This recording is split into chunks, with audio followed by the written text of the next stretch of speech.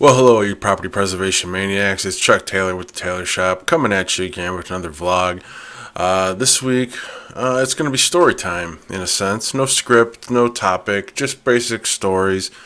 I thought I'd go over a few things that, that we've seen in the past, and maybe tell you a few little anecdotes about, what we've experienced being in this industry as long as we have. Now, a lot of we've been in this industry for a while. We've been processing work orders for coming up on 10 years now. I personally have been in the industry for almost 15 years.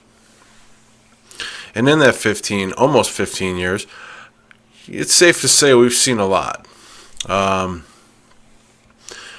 It's not very difficult to be a poor contractor. I know that seems a little profound, but it's really not. It's not very difficult to do a lousy job. It's actually extremely easy. What's really harder, to some degree, is to do things right, to run your business correctly, to be organized, to be efficient, and to do things, with some level of pride and respect for what you're doing. So, let's see. Well, the first thing that comes to mind about just somewhat of a bizarre scenario, probably not that uncommon, is when I did work for a servicing company, and we had a contractor that was urinating on carpets in a property, foreclosed property. There are toilets in houses, so you could use the toilet. Plenty of gas stations around. You always use a gas station, restaurant, whatever. This contractor chose to go to the bathroom on carpeting in properties. And a couple contractors caught him. Now, obviously, they reported him. And, his ultimately response to the contractor that caught him in the act was, "What do you care? This is a foreclosed property." Big deal. Well, that's true. It is a foreclosed property, but it's not your property. If you want to urinate on your carpets in your house, that's your prerogative. But this is a bank-owned, the bank owns the property. It's somebody else's property. You don't own this property. Consequently, that contractor, was eventually terminated. But just the logic behind that. And who knows, maybe he was urinating on carpets to bid them and say that they were urine-stained carpets. I don't remember if that was the case, but he just had little to no respect for, these properties. A lot of these properties are in poor shape. A lot of them are in poor condition. That doesn't mean that, you do whatever the heck you want while you're in the field. I've been in the field. I spent many years in the field. You have to have respect for these properties because, you're here to preserve the property. You're not here to create more damage or cause any more issues. Certainly do something as ridiculous as urinating on carpets. So that's probably one of the more bizarre tales of just absolute buffoonery. I mean, who does that really? I mean, there are toilets in these properties, and you could use it, and it was just weird. I mean, that's just again, that's pretty bizarre situation. And I must say that you don't want to do that. That's not going to get you far in this industry if you're just doing stuff like that, or if you have crews or crew members that are doing such things. It's just unprofessional is a word you could use, but come on, let's just be realistic. I mean, now I look back and go, wow, that was pretty crazy, but nonetheless, have a little more respect for a foreclosed property, I guess. Another little story that came to mind was when I was actually in the field. I was in the field doing a secure on a property, and I had brought along some new day labor. I had a guy with me, and this was really his first time being out at a property. He knew what we were going to do, and he was actually a friend of mine. And, you know, he knew we had to go in and assess it. He was pretty much there just, you know, because you shouldn't go to a property by yourself. So he was just there just to wander around with me and stuff and, you know, maybe take some photos or something. So anyways, we got in the house and we're walking around.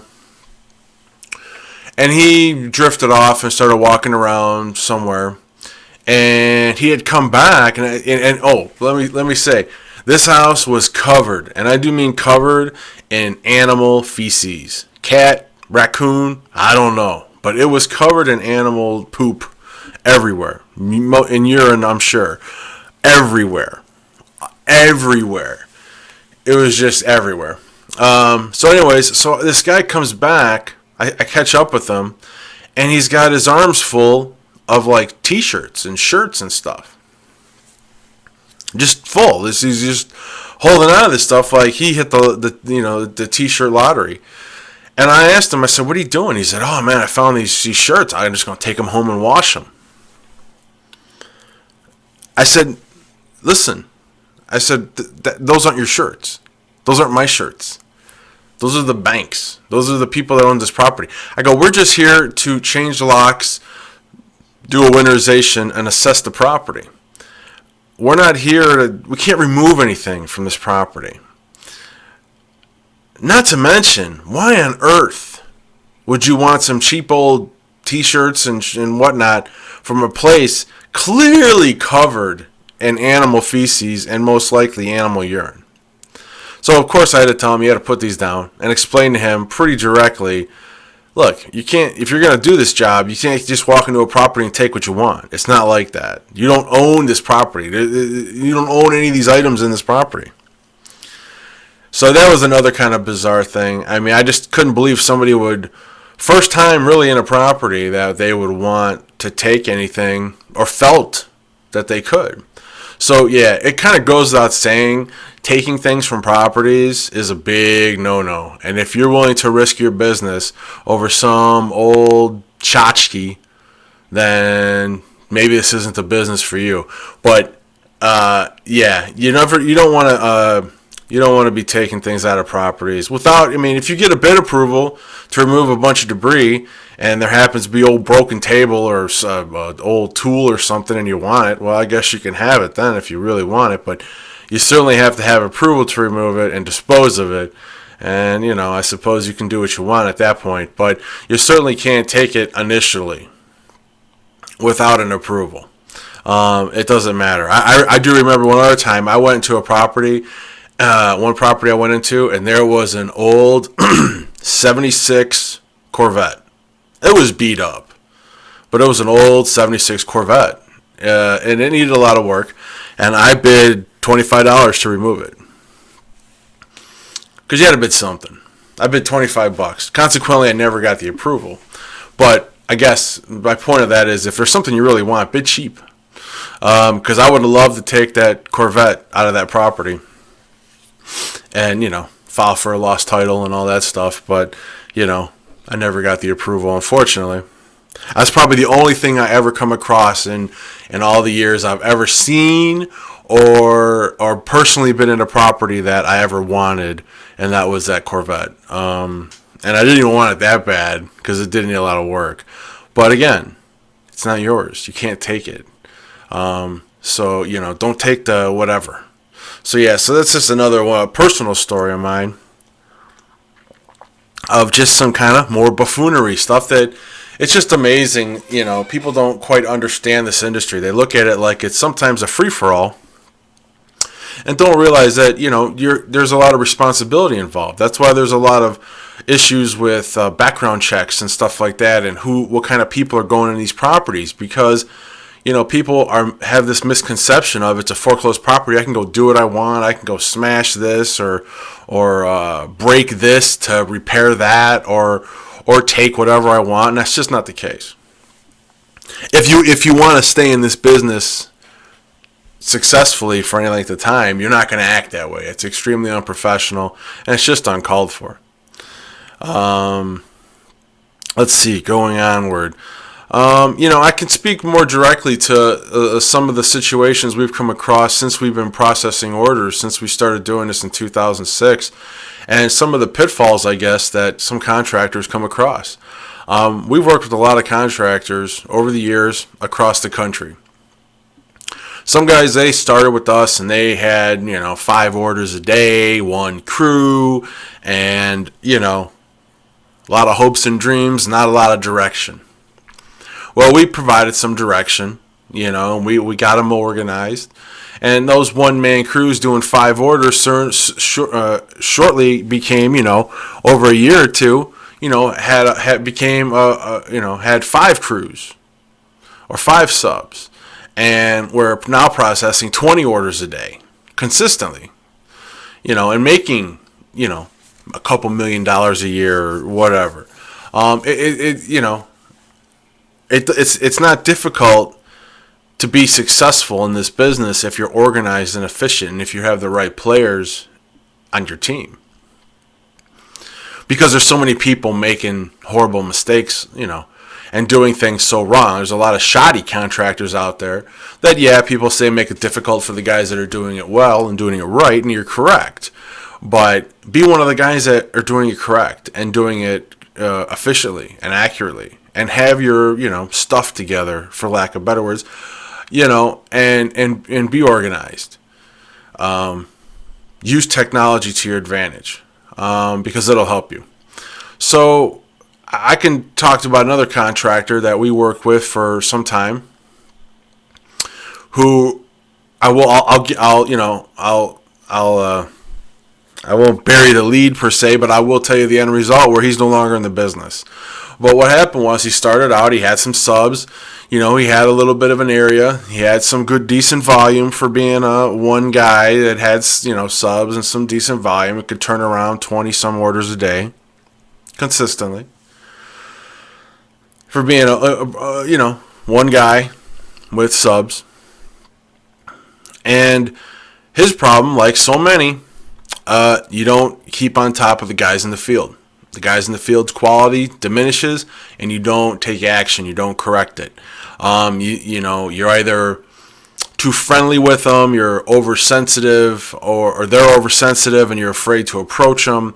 Whatever the case is, but this was the case with this guy, where his subs were constantly missing items, missing bids, misreporting, not filling out PCRs, doing just everything wrong. Well, of course, Taylor Shop, we kept reporting it to him and telling him, hey, these are issues. These, they're missing stuff. They're not taking good photos. These are going to become bigger issues if they're not addressed immediately on some level. And of course, a lot of guys' excuses are, well, he's the only guy in the area. I can't find a replacement. I said, well, then you need to pull out that area until you find somebody. Because to have a guy who's doing terrible work, putting your business at risk because you can't find a replacement and you're just going to deal with it, well, that's not a good strategy to that situation. Because what happened with this guy in particular, he didn't heed our advice, didn't listen to us, didn't take action, and started to get chargebacks.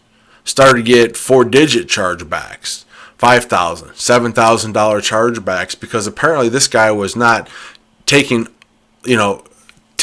was missing stuff in photos, which we didn't catch because we didn't have a photo of it.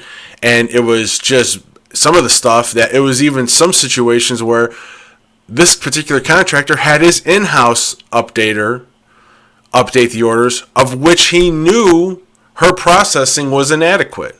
But for whatever reason, even though he was using the Taylor Shop, would have this in-house processor process an order, knowing full well of her inability to process it correctly, and she got him a couple like $7,000 chargebacks. Well, in the end, he was up to like $20,000-$30,000 in chargebacks, which we had no control over. We tried to help him, and it was enough to put him out of business. And he was making well over $1.5 million a year, and that doesn't seem like a lot to put somebody out of business. But if you're not managing your money correctly and you're disorganized, apparently it can be. That or just the stress and frustration of the whole situation can do it as well. I've seen the industry just as a whole just burn guys out, and they've disappeared. They're no longer doing this. So it's imperative that being organized, being accurate and efficient. And you've heard me, if you watch any of these videos, you've heard me say those words a million times, and I'll say them a million more, because those are fundamentals. Those are what the fundamental functions that you're going to need, not just in this industry, but in business in general, but especially in this industry. And that's generally what the tailor shop brings. We bring efficiency, accuracy, and organization to anybody's business situation, whatever it is. So it's I don't know. I see it happen all the time. I had another contractor. We lost at the beginning of the year. I will tell you, we lost 3 contractors that got out of the industry that we had been working with for years at the beginning of 2015. Because, it was either quality control issues or the industry just burned them out because they didn't want to expand. They didn't want to be efficient. And you know what? If you don't want to grow, if you don't want to embrace the ability to grow, clients are going to offer it to you, and you don't take it, somebody else will. It's a dog-eat-dog industry. So, a lot of guys ask, how do they make more money? How do they do this? Growth, expand.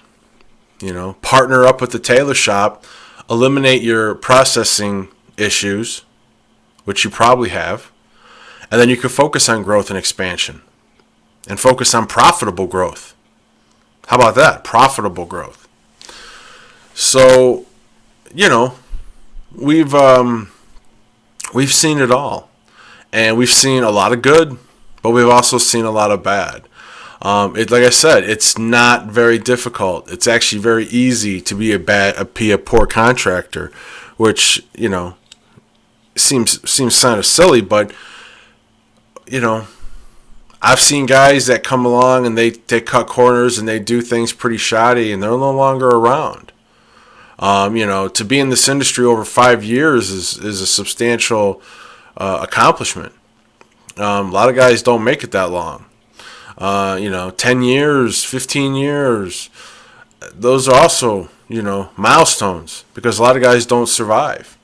You get swallowed up and eaten very easily because of, lack of motivation, or just not being organized. So quality always becomes an issue.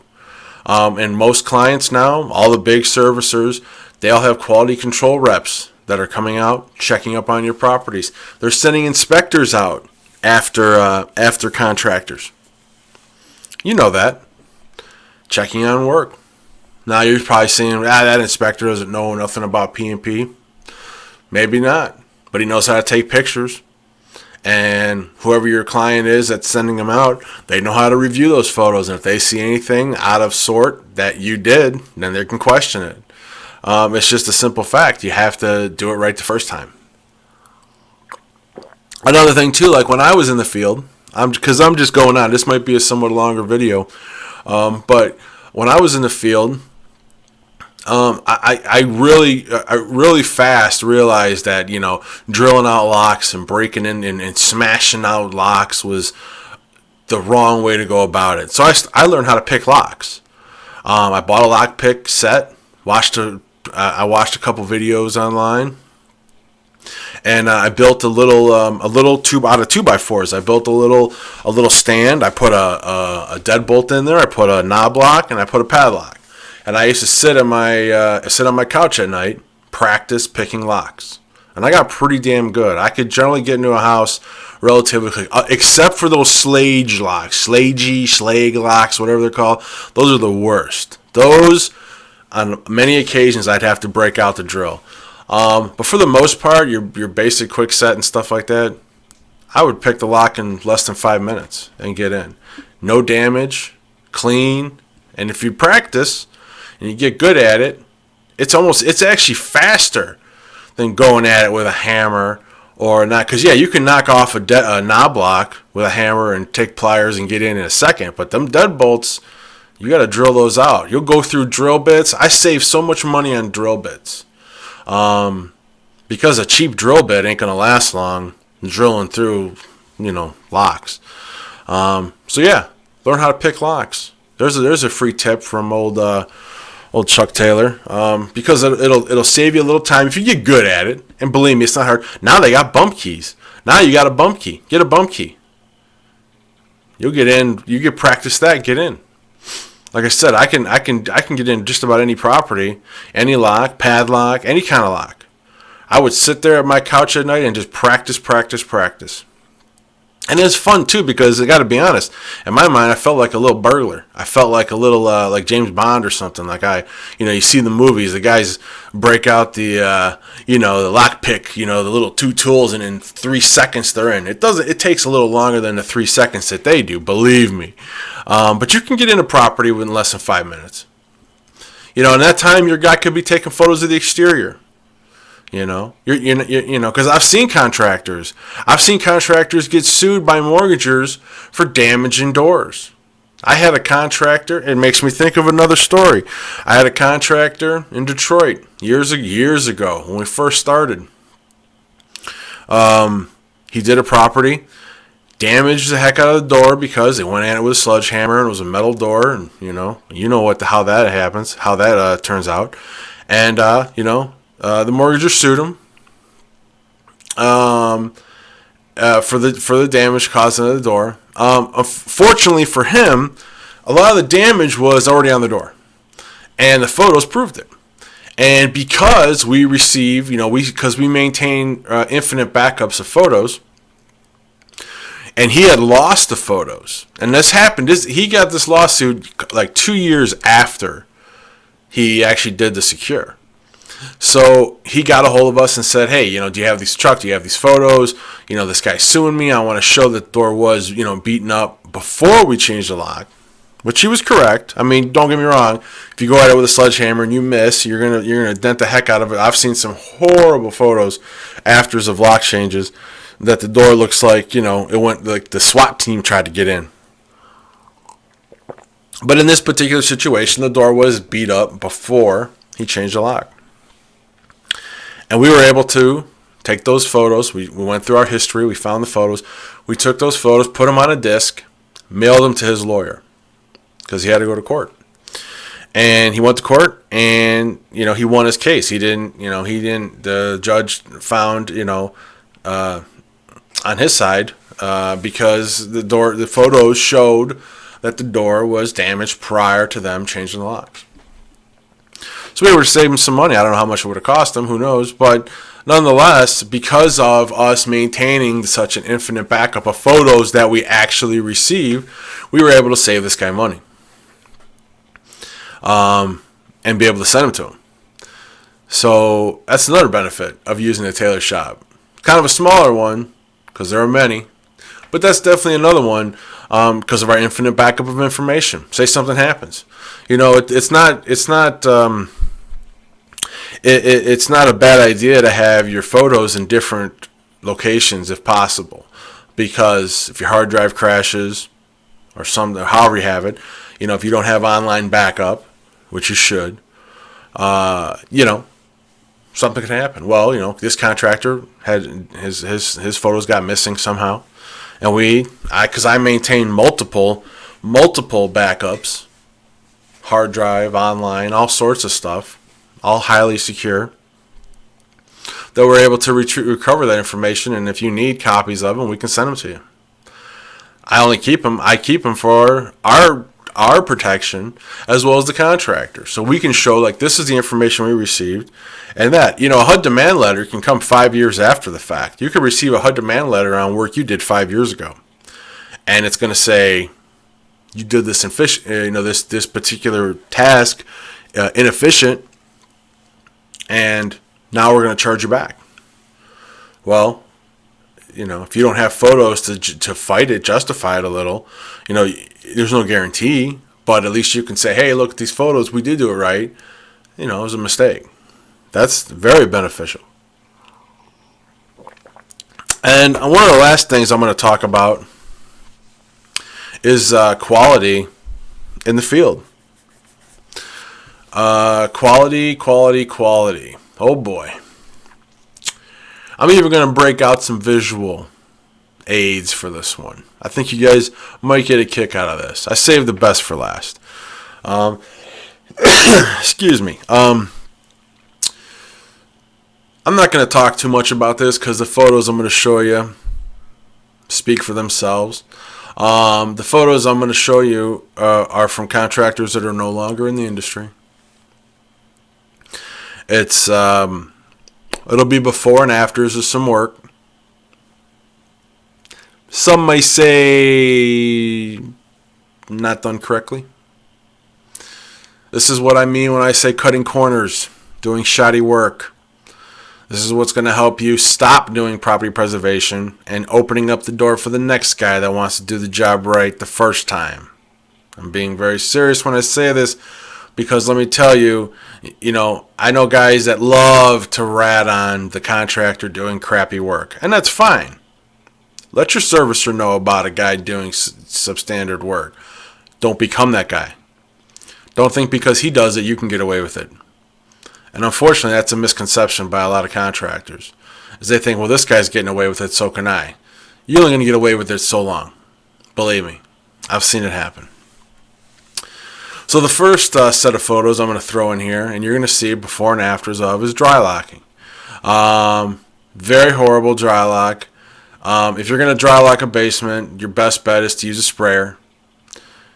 If you're going to use a roller, make sure that you're going over it and getting all the areas. You'll see this was like one of those stone basements. And yeah, they barely covered it. And this is what they sent to us and wanted us to submit. Of course, we sent it back. This is why I have these photos. Because this is stuff that contractors have sent to us and wanted us to submit as afters. Of course, we did not do that. This is part of our quality control management that we have here. It's very simple. No. We're gonna send it back. We're not gonna submit stuff like this. Another horrible scenario I saw was, a roof repair. It was slate roof. A slate roof. Them expensive ass roofs. Well, this guy just tarred over it. I've never seen that. 15 years. Never seen somebody tar over a slate roof to repair it. I know it's an expensive roof and it's expensive type of repair. And maybe this is the proper way.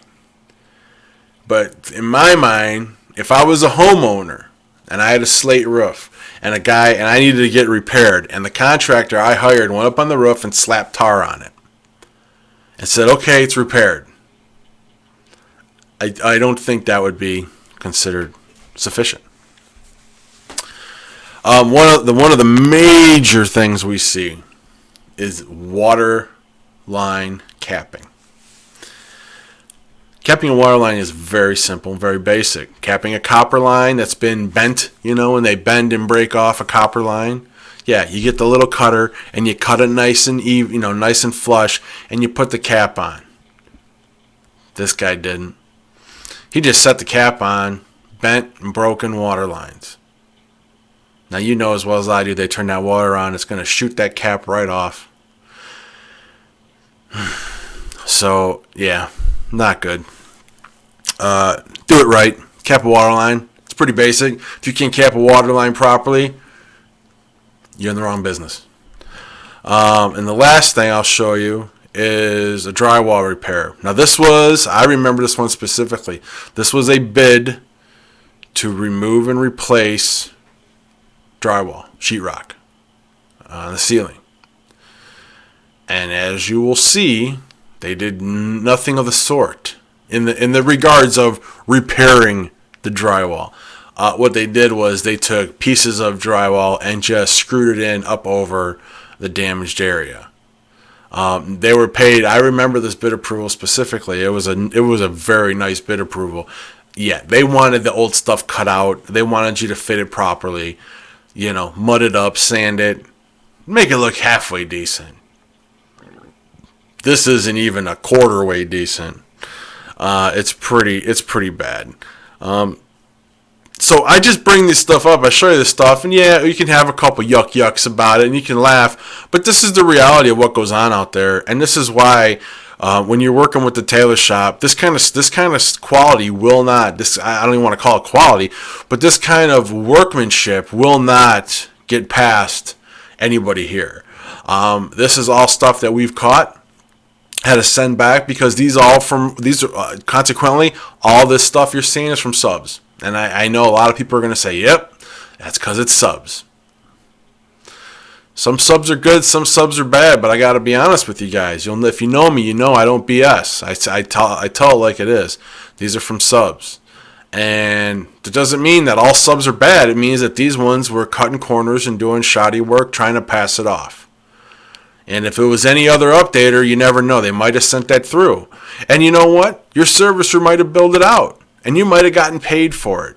But again, in 4 or 5 years, when HUD gets around and doing their audits, which that's how far behind they can be, they're going to see those photos and they're going to charge you back.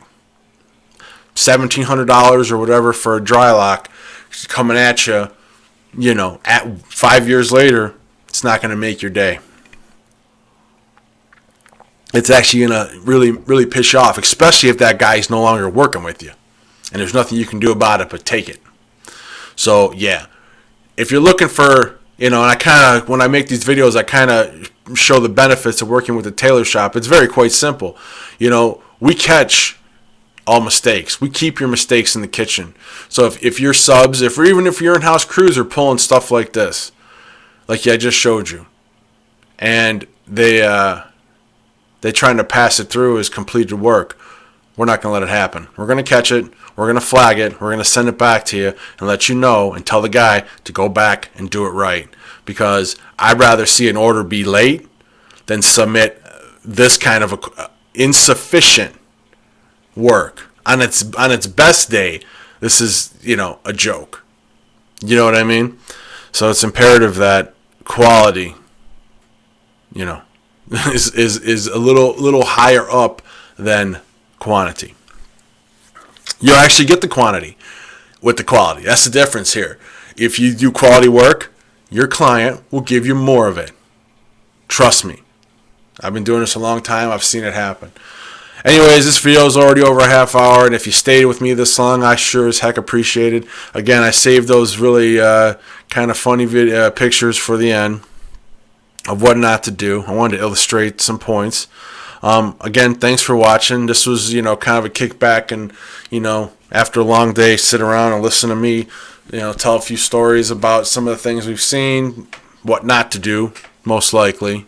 Because that's, everybody knows what to do. You know how to do it right, or you're supposed to do it right, but, a lot of people are out there doing it wrong. Don't be one of those guys. And if you're looking for high quality control, if you're looking for a company that will partner with you and help you take your company where it needs to be, contact us here at the Tailor Shop. We'll help you out, and we'll tailor your experience to exactly what you're looking for. We have new pricing, we have new hours, we have a lot of new things going on that you might want to take advantage of. So do yourself a favor and give us a call. Even if your situation seems perfect, even if you're thrilled with your operation, give us a call. We might be able to offer you something that you've never tried before and that might help take you to the next level. So thanks for watching, especially if you watch this one. This is probably the longest video I've ever done. Thanks for watching. Please like, comment, and share. If you have any questions, comments, or concerns, please do not hesitate to comment on this video. You can contact us through our website, thetailorshop.com. You all should know it by now. I hope you're having a great day, and I hope you look forward to our next video. Thanks.